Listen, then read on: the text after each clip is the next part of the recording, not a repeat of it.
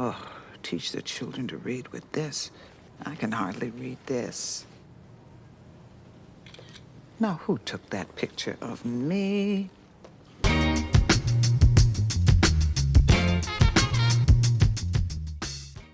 Welcome to Restorative Justice Reflections.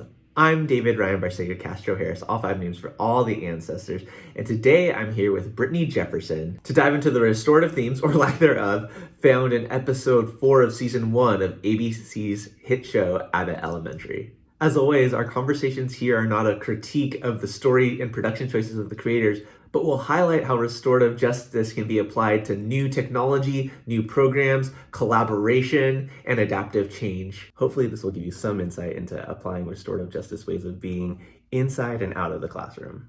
If you want a deeper look into applying restorative justice to your everyday life, join our inner circle to connect with other RJ-minded folks and get bonus content. If you want to deepen your practice, check out our courses. And if you want to see this work in your school or organization, invite us for coaching or training so we can help you implement this way of being into your community. Of course, links to everything in the description. Now let's get to it. Brittany, it is so good to be back in conversation with you. We've been in conversation on this restorative justice life, but as we were closing that conversation, I knew that you were someone that I also wanted to have this kind of conversation with, because you're a teacher, and Abbott Elementary is about what goes on in and outside of classrooms and schools. So first of all, please introduce yourself in the way that you want to be known to the audience. Hi, I am Brittany Jefferson. I'm a 5th grade teacher and a climate justice educator. Beautiful, beautiful. And, if people want to learn more about the climate justice work that you're doing, the ways to get in touch with your work are linked below. You can also go back and listen to our episode of This Restorative Justice Life. But you're also somebody who has a love for TV, film, movies. And so, at the end of our conversation, I was like, yes, let's have this conversation about the justice issues that are in Abbott Elementary. How did you get into the show? Tell us about your Abbott fandom. Well, honestly, a teacher mockumentary is like my dream, because I feel like I have often compared my experience to a type of sitcom like The Office, and I'm just like, they need a teacher mockumentary, because the things that happen, like, you can't make this stuff up. And so that's, when I heard that Abbott Elementary was coming out, I was very excited. And like, I really like the cast, like, I've grown up watching Cheryl Lee Ralph on things, and, Everybody Hates Chris and stuff like that. So yeah, I was really excited to dig in. Yeah, and we're reflecting on an episode that is very early on in the show's run, and we've seen the characters grow.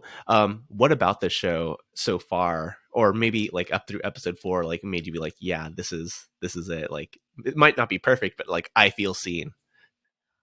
Just like the humanizing of teachers in TV and movies, like, teachers are often depicted in very stereotypical ways. And I feel like that has kind of shaped some of the like sentiments around teaching as like babysitting, or just, you get your weekends and your summers off and stuff like that.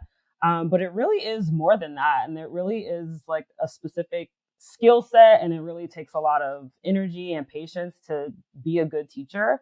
And I think that show really highlights that in a way that I haven't really seen for teachers before.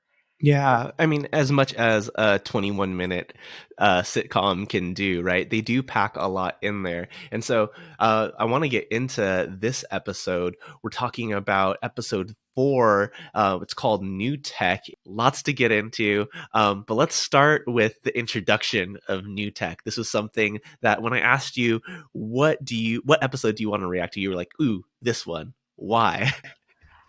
Because it's like such an integral part of my personal teaching experience. And it was interesting watching how different teachers reacted, and then also like ultimately what ended up with the program. And yeah, just like feeling a deep connection with my personal experiences as an educator. Right. We have a district mandated program being handed down. Of course, Ava's taking credit for it. Listen up. Your favorite HBIC, aka me, has acquired some new learning technology that will help our little ones with their reading. You guys, I have been reading up on this, and our students are going to get a huge boost from this software. I mean, our kids are going to be reading at the speed of light. Well, I, for one, prefer the tried and true methods over whatever the latest doohickey is. I mean, I have yet to see the program that can do what I do by, teaching. Well, old school teaching is great, but the latest doohickey can be a helpful addition. But when you saw that happening and you saw the way that Janine responded and the way that Barb responded, what came up for you? Definitely how much Barbara's response was my response. So the way that she responded was like, I don't need this new technology to help me teach kids how to read. Like, I've been teaching kids how to read for a long time. And so my feeling is not necessarily about being a veteran teacher who doesn't want to explore something new. I'm actually the opposite. I really like to explore new things to kind of see what works and what I feel is, actually going to help students learn. But I hate reading programs specifically.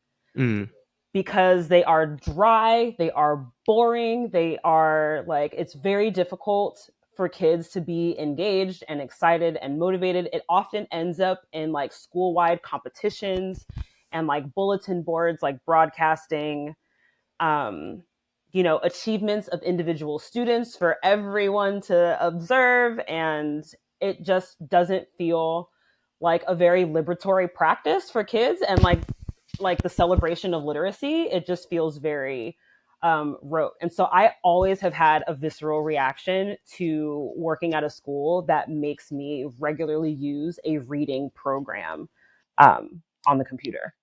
Yeah, and within the context of your specific experience, people who are listening to this, who are teachers, people who are listening to this who have work demands put on them by higher ups that's just organization wide, this is what we're doing in general, right? That's not often something that's created or asked for by the people who are most impacted, right? Either students, clients, patients, whoever, and the people who have to execute on that, the teachers, staff members, if you're thinking about a different context. And as a restorative justice person, I can't help think about, whenever I'm coming into a school or whenever I'm coming into an organization and we have this being positioned as mandate from on high, this is what we're doing. It is often received in a negative way because of the things that people have experienced, like you said, right? It's a competition. It's really cookie cutter, not necessarily responsive to the needs of people who are most affected.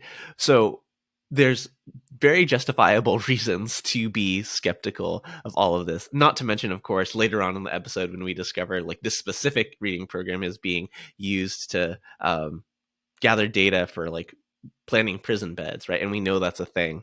And we can link to some resources about that in the show notes. But the way that Barbara decides to navigate this might be a little bit different than the way that you would. She tries to fake her way through it. All right, we are going to have to grab a noun from the noun pool. I don't get this. Sweetheart, neither do I. Okay, so here's what I'm going to do. I'm going to continue teaching my students how to read like I have been for 30 years. I'll input whatever information I need to into that program, and then I'll just keep doing what I have been doing, and everybody else will just have to back off. Pushing Janine away from helping, and as you were seeing that play out, what was coming up for you? Definitely that young teachers often do get underestimated in what they bring to an organization. And so it didn't surprise me that she was going to try to figure out how to do it herself and, didn't want to accept Janine's help. Again, it's connected to a personal experience of just being a brand new teacher and having ideas and feelings and values that you want to implement. And, sometimes interacting with veteran teachers that are you are new. You know nothing. And I think a lot of people experience things like that, right? Having their ideas belittled, pushed aside, right? And for Barb, I think it's coming from Well, I might be coming from a couple places. One, like a point of pride, like I don't need help. I've got this. I've been doing this for so long. I don't need like outside intervention, and I don't need you as like a representative of someone who like isn't that experienced. Like, what could I possibly learn from you? We know that over the course of the show, Janine and Barb are going to develop like a deeper relationship, but she's like so eager to be seen as like valuable, worthy, a good teacher, like a resource for Barb, that like it can be overbearing. And like, I think that's partially like another reason why like Barb isn't trying to like accept that help, right? That energy is just annoying. So I'm reflective of, right, when I'm talking about restorative justice or anything new, or introducing something new to like an environment where it's different from the way that things have been historically done, like that's a history that people have, right? Oh, it's just this new initiative. Oh, it's this outsider who's coming in who's like doesn't know anything about me, my context, and like the way that I do things. And like I've got to be reflective of myself and say like, hey, that's right, and offer this as an invitation of a way of being. And like I know when you're talking about the ways that like reading programs are rolled out, like we're not necessarily wanting to teach this specific curriculum, but like what are the frameworks and practices that we're implementing so people can like master these skills. When I'm talking about restorative justice practices, ways of being, philosophy, it's not about like, hey, what is this script so you can navigate conflict? What is this script for this circle so you can do the circle? It's about how are you in relationship? How are you building, strengthening relationships rooted in equity and trust? When you're facing conflict, how are you analyzing, what happened, what was going on underneath the surface, who is impacted and how do we meet the needs that have been caused by those impacts? Like taking that framework and just like mastering the fundamentals of phonics, like using Philly slang. What is going on in this classroom? Hey, Mrs. Howard, I'm just teaching the kids some sight words. It's a helpful teaching tool because these kids use these Johns all the time. You're abandoning the phonics principle that these children need. This is a classroom, not a hoagie stand. Oh, boom, hoagie. You can use a lot of different methods to get there, as long as the fundamentals are sound. Yeah. And I think like throughout my career, because of kind of, in my past experiences, seeing the fluidity in which curriculum and activities can flow through a school, right? Like I sought some type of like grounding in my practice, things that I can carry from year to year in order to be able to provide, build my skills and build structure and routine within things that can change. Yeah, definitely. There's always going to be this like shiny new thing, new program, or something new, some new initiative being rolled out in schools. But we want to make sure that as we're rolling out whatever new initiatives are, like it's not just about the specific program. It's something that we can actually be rooted in practice and take away and operate outside of like these narrow boxes, or like this specific software or this particular curriculum translates to, within the case of restorative justice, all the relationships you have with students, caregivers, your colleagues, even relationships outside in the world. But like with reading or math or like whatever thing that you're doing, like, are you building critical reading skills? Critical thinking skills? Are you building comprehension skills? Are you building independent thought so people can take the skills and apply them to different contexts, not just like, yep, I mastered this game, I mastered this software, right? I mastered this competition, right? We get representations of like, oh, like, let me just memorize this book to read out to the class, like, or read out to the school, like Barb like tries to get her student to do. I did appreciate, though, that in that moment, she does take accountability, right? She does own that, I lied. I was ashamed. I'm not this great teacher that you all think I am in this particular way, right? The truth is, I was actually able to log into the program, but I was just pushing buttons. I did not mean to say that they could read at a 4th grade level. I know how to teach these kids how to read. I just can't use that program. So I lied. And I think it's important that when adults make mistakes, kids and colleagues as well see people taking accountability, see people acknowledging their flaws and changing behavior accordingly, right? It's an incredibly vulnerable thing to do, but in the spirit of building, strengthening, repairing relationships rooted in equity and trust, it is showing that hey, we all need help sometimes we are people who like want to put up a really good front, but like we're not all that all the time, and we need help. Like it helps us be human to other people. It stops us from putting people up on pedestals. Can actually help us start to build authentic connections. Absolutely. You've been in the teaching game for almost 10 years now. What are some ways that you've seen, maybe not reading curriculums, but other like school-wide mandated, quote unquote, initiatives rolled out well? Like what were the things about the rollout? Maybe you don't have to say like the specific initiative or the specific software or what have you, but like what were some of the things that were in place that made something, made the rollout of a thing more successful?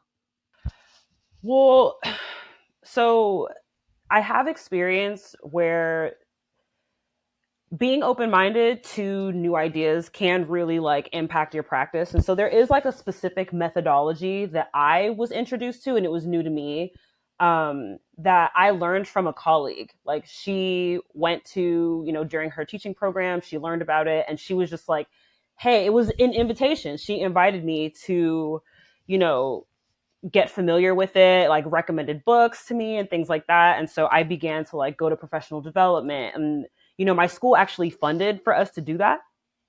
And so I was able to go and like really learn about it and really, understand how I can implement it and make it work. And like I continue to, because it was a methodology and like a framework, I was able to adapt it to the curriculum, because in those like 3 years that I implemented the framework and like grew and expanded how I implemented it in my grade level, our curriculum had changed twice. Yeah. So I was able to like be grounded in that methodology. And then when I changed schools, I came to a school that had admin buy-in. And that was something that I realized I was missing at my other school, was that like I was an island of a teacher who was exploring, and like I collaborated, with my other colleague, and we would like talk to our other teachers about it, but we didn't have admin buy-in. It was like a big uphill battle. So it's really important for leadership to be knowledgeable on the framework or the practice that you're trying to get implemented, because then you get that systemic, you get that system and like institution-wide support, and like resources are poured into it, and teachers get professional development, and there's like observations, and there's ways to really, become familiar with what we want to see our certain like math block to look like.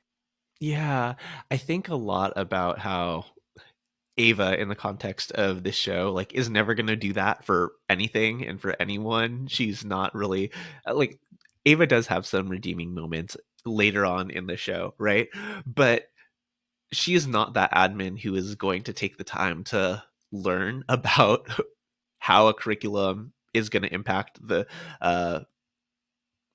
her staff, right, and her students. When I think about restorative justice, right, it's really similar things. Like, yeah, I want to teach you about scripts and frameworks for holding space and for resolving conflict, but the frameworks about like how to practice, how to be, how to build, strengthen, repair relationships are so much more important. You get to take those things wherever you go, whether that is school, whether that is another place. And again, like you were saying, you can practice on an individual level in the context of a school, but if you're not in school leadership, if resources aren't being allocated, if time isn't being allocated to the development and nurture of practices, whether it is specific reading frameworks, math frameworks, science curriculum, restorative justice practice, things aren't going to take root well, things aren't going to develop and grow. And I think the other thing that we have to take into account is the time that it takes to do things well, like has to come from somewhere, right? It's not that you get to create more hours in a day. You're still limited by all the constraints that you have of the, whatever your school hours are, 8 to 3 or, what have you, right? people can't keep having things added on top and on top and on top and have those things expected to stick, right? Then it just results in overwhelm and nobody doing any of the things well. And, I'm often coaching school leaders to think about, as much as we want to do this, what are we going to deprioritize so this can happen, right? And all the things that you have to do are worthy and important. It's just about what you want to do and what you want to accomplish and under what time frame. If you're appreciating this video, like to help us in the YouTube algorithm, subscribe so you won't miss a video, and share it with someone to help us further amplify this work. Now back to the show. The B story of this episode is Jacob doing a history lesson about South Philadelphia unionizing. And that is how union and non-union workers came together and worked as one to help solve the labor crisis in South Philly. Okay? Hey, Hill, that lesson, that was garbage. That's not what happened. Okay, well, I've read several books on the subject. I think I know the history of the lesson. Well, me and my family lived it, so I think we know the history. I've also listened to several podcasts. Look, how about this? I know a guy who was actually a captain back in the day. How about I hook you up? You can come to the class and do like a eyewitness account for the kids. Unexpected, but I am so happy Melissa's bringing in a police captain. He's going to be able to talk to the kids about how this is done peacefully. I'm just really happy Vinny, the strike captain, is out of jail so we can do this. It's also gonna count towards his community service. Just 100 more hours and his record's cleared. When you saw this go down, what came up for you? So the first thing that stood out was just the importance of understanding multiple perspectives of historical events. We often, even if we use multiple sources, thinking about where the sources are coming from, and how we talk about different parts of our lives and how we learn about them in school or don't learn about them in school. Teaching history in the United States specifically has become a really tricky thing over the last couple of years, right? Shouldn't be as controversial as it is, but I was really reflective of how the history that's being taught within the context of this 8th grade class to primarily Black students is centered on white people, right? White people who are doing union organizing, labor organizing, which is great. Beautiful people should learn about what happens in their context in which they live. They should also be learning about the gentrification, why those communities aren't necessarily in place, but that's another story for another time. This probably isn't something that could have happened within the context of a Warner Brothers show aired on ABC to a national audience, right? What would a conversation about Black history have been like? I think the way that they brought this conversation in about teach people the actual history about what happened got through because it was centered on white people. But when you're thinking about history that is erased because of racism, right? Because of homophobia, because of transphobia, because of all of these other systems of oppression, right? Those things are still happening within the context of our schools. And, it's up to individual teachers on some levels to bring in the community resources, right? Collaborate like Melissa and Jacob did in this case to make sure that your students are getting the things that they need, getting all the information, getting all the multiple perspectives, age appropriate, of course, right? But making sure that we are promoting versions of history, telling stories, sharing perspectives that are giving people the education that they deserve. So it reminded me of the conversation that we had on this Restorative Justice Life when we were talking about the difference between sanitizing and watering down a message, the idea and thinking about that a certain type of narrative or a certain type of value hits a different group of people when we have changed who's delivering the message. Yeah. And so thinking of that as a version of, they talk about sanitizing and they talk about watering down in the context and the irony of just that also being what's happened in the circumstance, within the cast members of who had this conversation on the show.